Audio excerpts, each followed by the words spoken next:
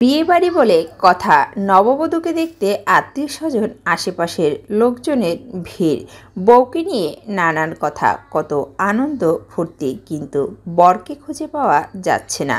নববধূকে বাসর ঘরে রেখে যাবে কোথায় বর? ফজরের নামাজ পড়ার জন্য যে ঘর থেকে বের হয়েছেন, কয়েক ঘন্টার পর বরকে পাওয়া গেল ঠিকই, কিন্তু জীবিত অবস্থায় নয়। নিজ বাড়ির পাশের একটি মরিচ ক্ষেত থেকে তার মরদেহ উদ্ধার করা হয়। মুহূর্তের মধ্যে বিয়েবাড়িতে শোকের ছায়া নেমে আসে। হৃদয় বিদারক এ ঘটনাটি ঘটেছে পটুয়াখালী জেলার কলাপাড়া উপজেলার লতাচাপলি ইউনিয়নে। লতাচাপলি ইউনিয়নের শাহজাহান ফরাজির ছেলে ওমর আলীর সঙ্গে ৪ ফেব্রুয়ারি একই ইউনিয়নের তাজেপাড়া গ্রামের শাহ আলমের মেয়ে রুকাইয়ার বিয়ে হয়। ৫ ফেব্রুয়ারি কনের বাড়িতে বৌভাত শেষে নতুন বধূকে ওমর আলীর বাড়িতে নিয়ে আসা হয়। রাতে ওমর ও তার স্ত্রী একসঙ্গে এক কক্ষে ছিলেন। ভোর রাতে নামাজ পড়ার জন্য ঘর থেকে বের হয়। পরে ৭টার দিকে স্থানীয়রা মরিচ খেতে তার লাশ দেখতে পেয়ে পুলিশে খবর দেয়। ওমর আলীর স্ত্রী রুকাইয়া জানায়, ভোর রাতে আমরা দুজনে একসঙ্গে উজু করতে নামি।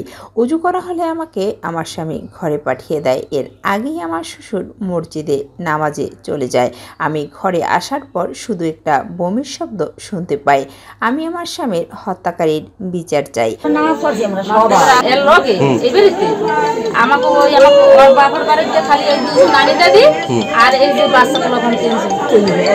আপনি কি হন মেয়ের? না, কোনো সন্দেহ হয় নাই।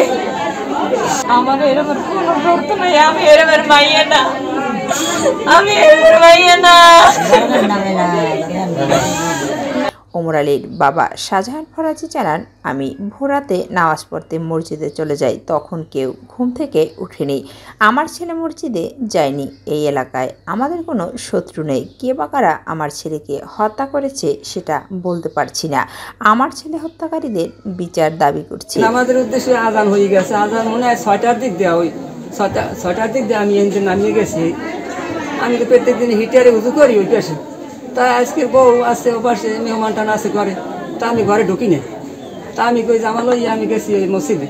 কলে যাই উজু করি, নামাজ পড়তে রয়েছি। নামাজ পড়ি, সুন্নাত পড়ি, এরপর ফরজ পড়ছি জামাতে। জামাতে চাই পাশে পাশে কই উমর আলী দেখিলাম গাড়ি নামলে, গাড়ি দেখে গেছি উজু করতে, এনে গেছে। মহিপুর থানার ওসি আনোয়ার তালুকদার জানান, ঘটনাস্থল থেকে একটি দেশীয় দা উদ্ধার করা হয়েছে। বিষয়টি নিয়ে তদন্ত চলছে।